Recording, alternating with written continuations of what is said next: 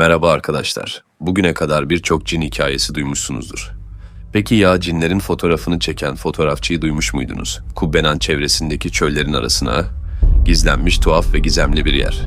Kubbenan şehrinin Raşidabad köyü, biri fethedilen Mehfam köyü olmak üzere 9 köyden oluşmaktadır. Her şey 1974 yılının soğuk ve karanlık bir gecesiyle başladı.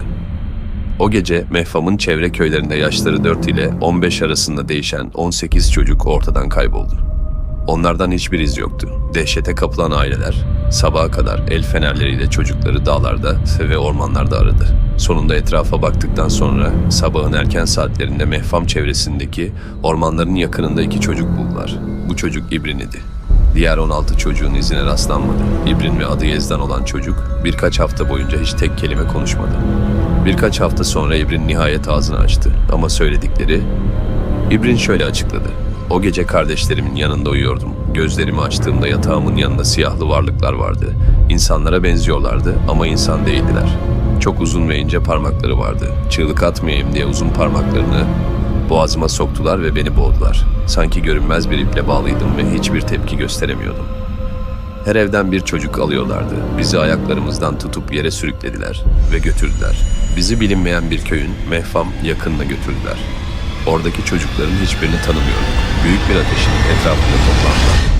Bazıları dans ediyordu, bazıları ise sadece izliyordu. Yüzleri tuhaftı. Bunların arasında uzaktan insan çocuklarına benzeyen bazı çocuklar vardı ama yakından bakıldığında tuhaf yüzleri vardı ve insana hiç benzemiyordu.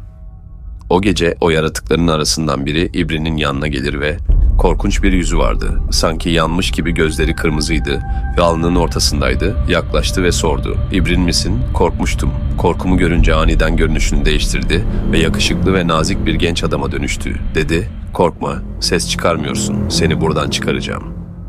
İbrin ne kadar hareket etmek ya da konuşmak istesem de o garip yaratık uzun parmaklarını boğazıma sokup ellerimi boğazımın içinden açana kadar sanki doğaüstü bir güç beni durduruyormuş gibi olduğunu söylüyor. İbrin kuzeni Yazdan'ı yanına almak için yalvarır. O yaratık Yazdan'a sarılır ve ikisini de orma bırakır. Güneş doğana kadar ormana sığınmalarını ve ardından köyünüze doğru hareket etmelerini söyler. Ama ayrılmadan önce İbrin'in kulağına şöyle der. Nare'ye dikkat et. Nare, İbrin'in ablasıydı. Peki bu cin Nare ve İbrin'i nereden tanıyordu? Olayın üzerinden yıllar geçti ve kayıp çocuklardan haber alınamadı. Çocukların kaybolma hikayesinden birkaç yıl sonra Farşit Şadi Dodan adında bir fotoğrafçının yolu o köye düşer. Yaşadıklarını kendisi şöyle anlatıyor. Bir fotoğrafçı olarak işim beni çoğu zaman insanlardan uzak, doğanın içine, gizemli yerlere sürüklüyor. 1970'lerin sonlarına doğru İran'ın Kubbenan köyüne gitme fırsatı bulmuştum. O zamanlarda köy halkı için bir fotoğrafçı adeta sihirbaz gibiydi. Elinizdeki makine insanların anılarını donduruyor, zamanın ötesine taşıyordu. Kubbenan köyüne adım attığımda beni büyük bir sevinçle karşıladılar. İnsanların yüzlerinde merak ve heyecan vardı. Onları tek tek fotoğrafladım. Gülümseyen yüzler, oyun oynayan çocuklar, çay içerken sohbet eden yaşlılar. Hepsi o kadar canlı ve güzeldi ki sanki bir peri masalının içine düşmüş gibiydim. Birkaç gün o köyde kaldım. Bir gün köy halkından biriyle sohbet ederken çevrede başka köyler olup olmadığını sordum. Bana Kubbenan dışında 7 köy daha olduğunu söylediler. Ancak işlerinden bir tanesini özellikle vurguladılar. Kayalıkları geçip orman bitiminde bir köy görürsen sakın oraya gitme dediler. Adı Mehfam olan bu köyden bahsederken sesleri titriyor, yüzleri solgunlaşıyordu. Sebebini sorduğumda o köyün cinler tarafından sahipli olduğunu söylediler. Oraya gidenler bir daha geri dönmezmiş. Köyleri dinlesem de ben hurafelere pek inanmam. Hatta bu tarz hikayeleri genellikle köy efsanelerine yorarım. Ancak merak içimde bir kurt gibi kemirmeye başlamıştı. Neden olmasın dedim kendi kendime ve o köye gitmeye karar verdim.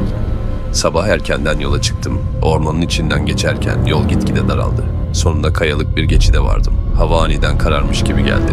Zaman kavramını yitirmiştim. Kayalıklardan geçip köye ulaştığımda girişte 3 adam gördüm. İlk önce beni köye bırakmak istemediler. Onlara Kubbenan köyünden selam getirdiğimi söyledim. Gözleri donuktu. Bana hiçbir şey söylemeden yol verdiler. Köy ilk bakışta çok güzeldi. Çiçeklerle bezeli bahçeler, su kanalları, ağaçların gölgesinde oyun oynayan çocuklar. Gördüğüm bu manzara karşısında büyülenmiştim. Fotoğraf makinemi çıkarıp çekimlerime başladım. Ancak köy halkının bana olan tavrı garipti. Herkes beni izliyor ancak kimse bir kelime bile etmiyordu. Yüzlerinde bir rahatsızlık, bir korku vardı. Sanki gitmemi istiyorlardı ama bunu dile getiremiyorlardı. Fotoğraflarımı çektim ve köyden ayrıldım. Şiraz'a geri döndüğümde fotoğrafları bastırmak için sabırsızlanıyordum. Fotoğraflar bastırıldığında gördüklerime inanamadım.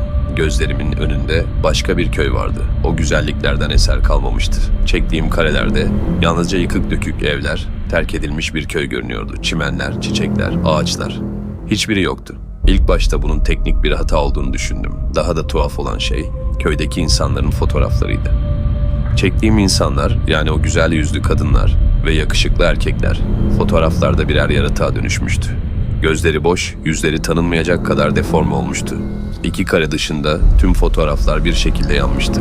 Sağlam kalan ilk fotoğrafta köyün en güzel yerinde iki çiftin poz verdiği bir sahne vardı.